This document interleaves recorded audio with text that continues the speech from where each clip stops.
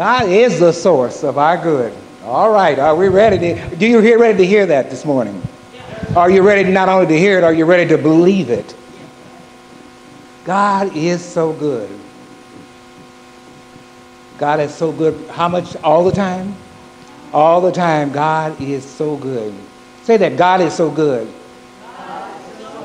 In my life now. In my life now. How does that feel? Does that feel good?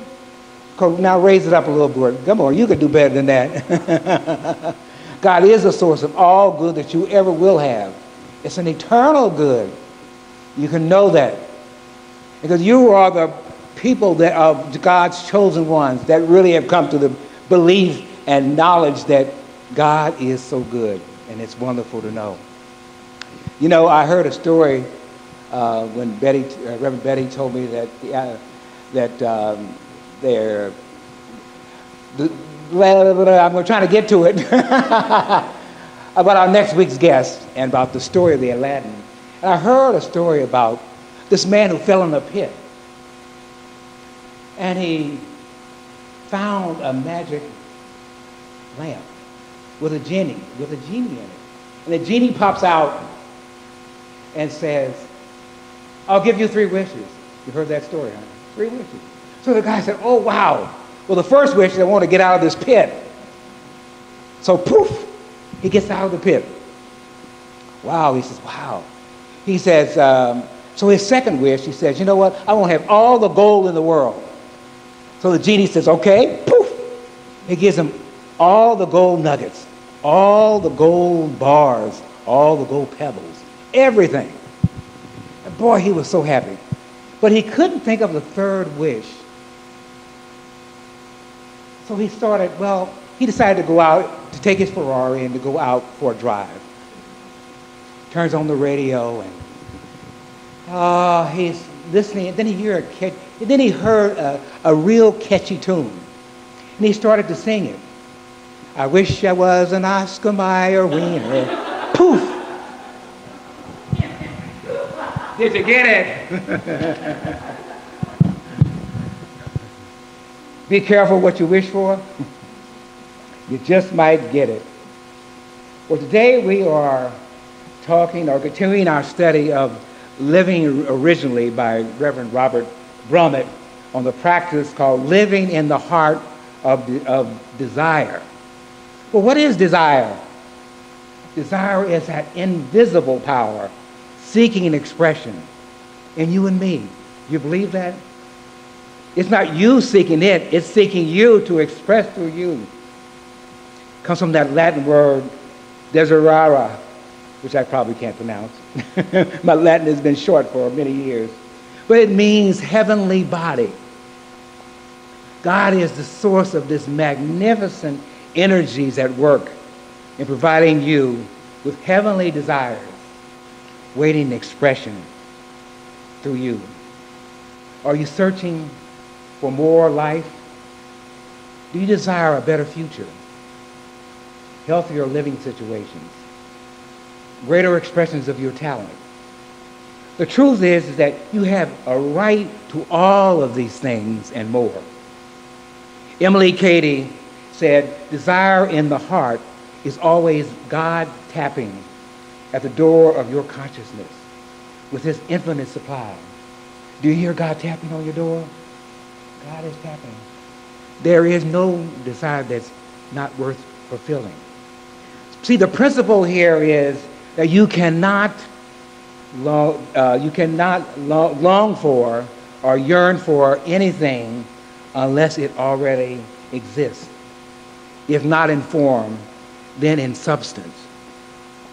And desire is this motivating power calling it forth into visible appearance or physical effect. I love Charles Fillmore's definition of desire when he wrote in The Revealing Word, desire is an expression of the innermost being of man, the outer impulse of an ever-evolving man. It springs from deep within being, and it has enduring power. Deep desire is essential to spiritual growth. It is a deep earnest desire, intense desire that draws the whole being up out of mortality and transits joy into power to appreciate and to receive real spiritual blessings. What did Jesus say about this? He said, "It is your Father's good pleasure to give you the kingdom." God's pleasure to give you, not to take from you, not to shorten what you may think you have. It is God's good pleasure to give you the kingdom. If this is true, why am I not getting what I desire? A simple answer is that you are still attached to your present limitation, your present limited conditions and circumstances. Attachment is based on fear and insecurity. I really would like a new car. I really would like a new computer. I really would like a new home. I really would like a vacation. But oh God, I can't afford it. Many of us have experienced a desire for something better, but don't expect it will ever happen. Or we get distracted and make no attempt to go after what we really desire. We become victims of the past and suffer the loss of greater benefits. The law of mind action is what we expect. The law of mind action is specific, and it will give us what we expect. We cannot desire one thing and expect another. It may be hard to accept the fact that whatever we are experiencing right now is based on our past expectation. Relinquishing our attachment to the past can be challenging, but not impossible. Each step we take to overcome false beliefs and habits moves us toward opportunity, and the rewards will spontaneously appear.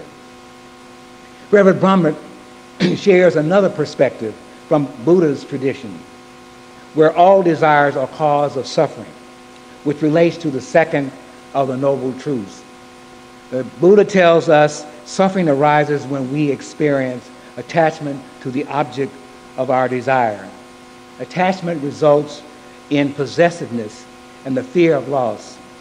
I will suffer whether or not I obtain the desired object. If I am attached to anything or anyone, I will experience anxiety from the knowledge that someday this object or relationship can and will be gone. Someday. I will be gone. Sooner or later, I will lose everything to which I am attached. This insight undermines the basic supposition in our culture, which is happiness lies in getting enough of what we really need. And for some of us, getting by any means has dangerous consequences. A corollary to this teaching is that we can live a life of abundance as long as we are not trying to make any object the source of our happiness. Material things can give us pleasure, and that is not inherently bad. The problem arises when we make things the primary value in our lives. Combining the Buddhist and Christian teachings, we can live from the deepest desire of our hearts without attachment to the outcome. I'm sure you've heard the expression, let go and let God, or the how is in God's domain, or be still and know. Reverend Brummer says that to experience desire fully without attachment is to I don't know why I'm putting that here. Attachment to the outcome is to allow life to express itself through your unfettered and unfiltered by past conditioning. This is what it means to live originally. Well, how do we experience living in the heart of desire? First is that we must refrain from acting impulsively. Only when we experience the desire fully without immediately acting upon it can we begin to discern the heart's desire from conditional desires. We are aware of how you feel. Be aware of it. What's going on within you? Be aware of how you feel. Check in with your present emotions. What thoughts are emerging? Are you feeling lighter, peaceful, happy? Or are you feeling sad, confused, and anxious? What did Jesus say? Therefore I tell you, do not be anxious about your life, for what you shall eat or what you shall drink, nor about your body, for what you shall put on. Is not life more than food, and the body more than clothing? Look at the birds of the air. They neither sow nor reap or gather into barns, and yet your heavenly Father feeds them. Are you not more valuable than they? And that which of you, by being anxious, can add 1 cubit to his span of life? And why are you anxious about clothing? Consider the lilies of the field, how they grow. They neither toil nor spin. Yet I tell you, even Solomon in all his glory was not arrayed like one of these. Secondly, we must be detached from the outcome. The source of abundance or of anything in the physical world comes from God, which knows how to fulfill it. Do you believe that? God is that source that truly can fulfill every desired good. Do you really believe that? I heard one yes. I assume the rest of you were saying yes. You were thinking yes. Because attachment comes from anxiety, fear, and poverty consciousness. I never have enough. God is not here helping me. God, if I only win the lottery, boy, I really can have a happy life. I'll have enough even to retire. But you know, Deepak Chopra says that relinquishing our attachment to the known step into the unknown, and you will step into a field of all possibilities. In your willingness to step into the unknown, you will have the wisdom of uncertainty factored in. This means that every moment of your life, you will have excitement, adventure, mystery. You will have fun of life. You'll see the magic, and you will celebrate and be exhilarated from your own spirit that is within you. And third, it talks about don't judge desires as good or bad.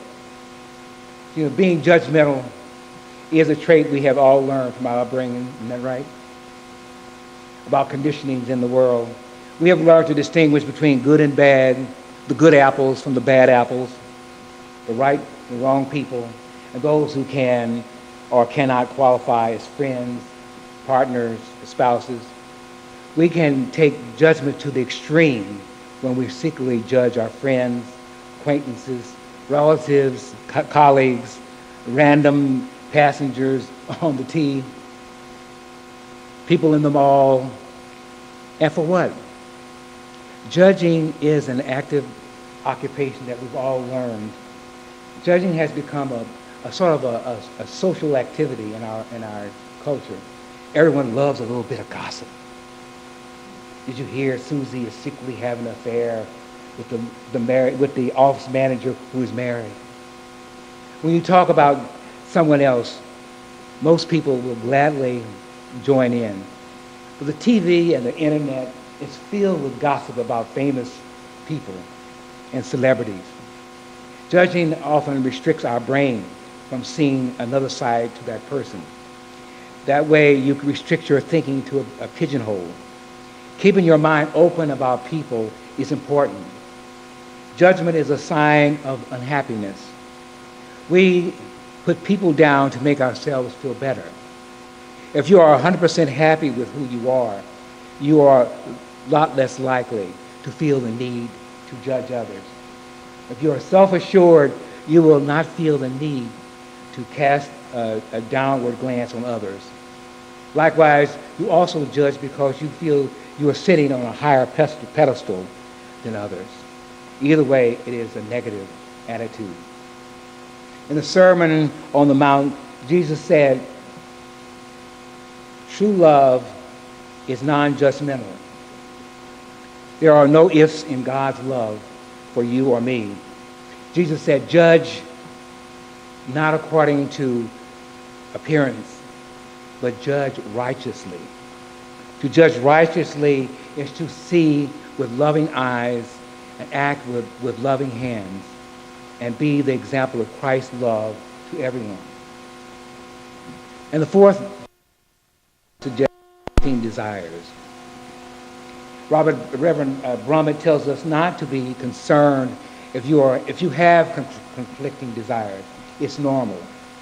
The human brain actually consists of three distinct subbrains that have evolved over eons of time. These brains frequently disagree with one another. I have so many brains. We may feel as if we are both a host of angels and a herd of beasts within us, both vying quite diligently for our attention. I saw recently, yesterday on the internet, a story about two family members feuding over a lottery prize in Canada, in rural Canada. The aunt said she was suing her nephew for the entire sum of $1.2 million. Barbara Reddick told her nephew, Tyrone McGinnis, that she would see him in court before she would give him any of her winnings. Barbara was trying to say that he was lying when he said they would split the winnings. She claimed that she offered to divide any winnings in anticipation of a much smaller prize. She put his name on the ticket for good luck. He was lucky, but not for $500,000. But Tyrone insisted that they did have an agreement. The lottery officials said that the winnings had to be divided equally since there were two names on the ticket, resulting in two identical checks for $600,000 each, an approach approved by the Provincial Gaming Commission. What would you do? Would you lovingly share half the prize? Or would you fight for control for the entire amount? Well, you won't have to worry because in the United States, it's the ticket holder that's the winner and not the person who, in Canada, you can sign two names on a ticket. The last thing is, how do you embrace life fully? You're really here because there is only one life. Isn't that right? This is your life, and you should be aware that it's the only one that you're going to be dealing with. God has given you the ability to create and experience the desires of your heart. So that's what you need to do and run with it. Life is beautiful. Even if you can't see it all the time, this is yours. Own your life because it's the only one you have. Do all the things that you want to do and more. Don't let obstacles put you down and stop you from acquiring the life and the experiences that you want. It's less stressful to be happy. Who needs to be stressful about the details of your life when you can just let go and go with the flow? Adapt to what life throws at you, and you will thrive and overcome barriers through it all. Don't let fear mess up your plans and stop you from taking life head on. It's all going to work out. Did you know that? In the end, it's all going to work out. This is a time and a season for you to experience the ups and downs, the joys and the sadness, the blunders and the triumphs. Life may not work out the way you planned, but it will work out because you have an innate GPS system, a divine system for your success. When you know this, life can be beautiful. You are here for a reason to participate in a beautiful world. Take a moment to appreciate the indescribable world around you. Stop for a moment to look up at the blue sky, for a moment to feel and empowered. Feel the summer breeze in your hair. Yesterday, while we were cleaning the yard, we had a collective experience of seeing this transformation of a beautiful and well-manicured garden. We are divine seeds planted in God's garden. Likewise, as we trust Spirit, we will grow and develop our dreams and desires to the fullest. Embrace everything life has to offer you right now, because your life will not be the same tomorrow or the next hour. Take it all in as much as you can. You don't have to miss one thing. Reverend Brummett says that as we experience the primal desire directly, it leads us back to the very source of the desire, which is our own essential nature. Experience the source directly is the ultimate fulfillment of every desire. This practice is transformative when we learn our present circumstances and past collective history can be changed. We can overcome mental, emotional and behavioral barriers in getting what we desire, because the source is unlimited. Living in the heart of desire is knowing that God will take care of you. And God will not deny your desires for happiness. God bless you.